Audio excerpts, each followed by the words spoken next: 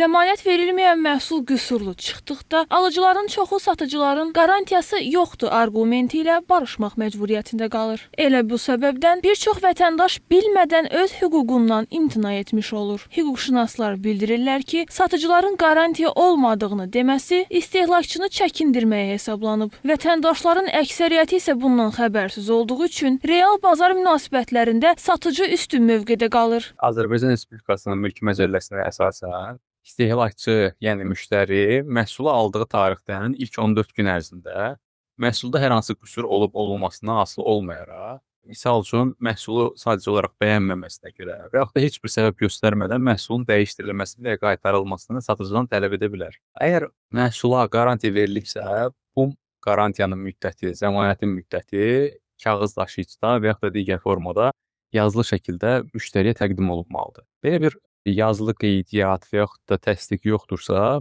Mülki Məcəllənin 589-2-ci maddəsinə əsasən qarantiya müddəti 2 il hesab olunur.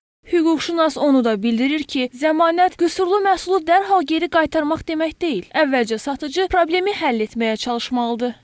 Ancaq qarantiya müddətinin 2 il və yaxud da başqa bir müddətə hesab olunması, verilməsi, təsdiqlənməsi ona əsas vermir ki, müştəri məhsulda qüsur aşkar etdikdə dərhal bu məhsulun qaytarılmasını tələb edə bilər. İlk öncə qarantiya müddətində hər hansı bir məhsulda qüsur aşkar olunarsa, müştəri həmin məhsulu mağazaya təqdim etməlidir. Mağaza məhsuluna baxış keçirib, qüsurun aradan qaldırıla bilən olub-olmadığını müəyyənləşdirməlidir. Yəni, həmin qüsur aradan qaldırıla biləndirsə, satıcının öhdəliyidir ki, həmin qüsur aradan qaldırsın. Məhsulu təmin edə bilər, onun hansısa bir ehtiyat hissəsini dəyişdirə bilər və digər formada qüsur aradan qaldıra bilər. Bəs müştəri hansı hallarda eyni məhsulun yenisinin verilməsini tələb edə bilər? Əgər qüsur aradan qaldırıla bilən deyildirsə, yəni bu texniki müayinə zamanı aşkar oluna bilər və yaxud da gözlə müayinə zamanı aşkar oluna bilər. Yalnız bu halda müştəri ona eyni məhsulun yenisinin verilməsini tələb edə bilər. Əgər mağazada eyni məhsuldan artıq başqası qalmayıbsa, yenisi qalmayıbsa, bu zaman müştərinin hüququ var ki, satıcıdan tələb etsin ki, ona həmin məhsulun oxşar xüsusiyyətlərə malik yeni bir əşya versin, yeni bir məhsul versin. Bu da mümkün olmadıqda isə artıq yalnız bu halda, ən son halda müştəri ödədiyi məbləğin geri qaytarılmasını tələb edə bilər. Azad İstehlakçılar İctimai Birliyinin sədri Eyyub Hüseynov isə deyir ki, mal alarkən zəmanət verilməzsə, bunu yazılı şəkildə sənədləşdirmək alıcının hüquqlarını 2 il ərzində qoruyur. Mal alan zaman əgər satıcı sizə zəmanət verməzsə, onda bir kağızda, rəsmi bir sənəddə alın ki, mala zəmanət vermirəm.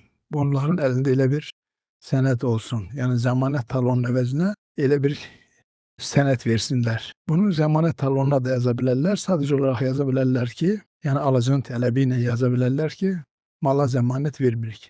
Belə halda gördüyümüz kimi istehlakçının hüququ daha da genişlənir, 2 il müddətində hətta istehlakçı hüquqlara malik olur. Belə hallarda istehlakçılar əgər mal onların tələbatını ödəmirsə və yaxud zavod, fabrik qüsuru çıxıbsa, geri qaytarılmayan mallar istisna olmaqla bu cür malların dəyişdirilməsi, geri qaytarılması barədə iddia qaldıra bilərlər. Bunun üçün istehlakçılar Prezident yanında Antinsar və Bazara Nəzarət Dövlət Agentliyinə müraciət edə bilərlər.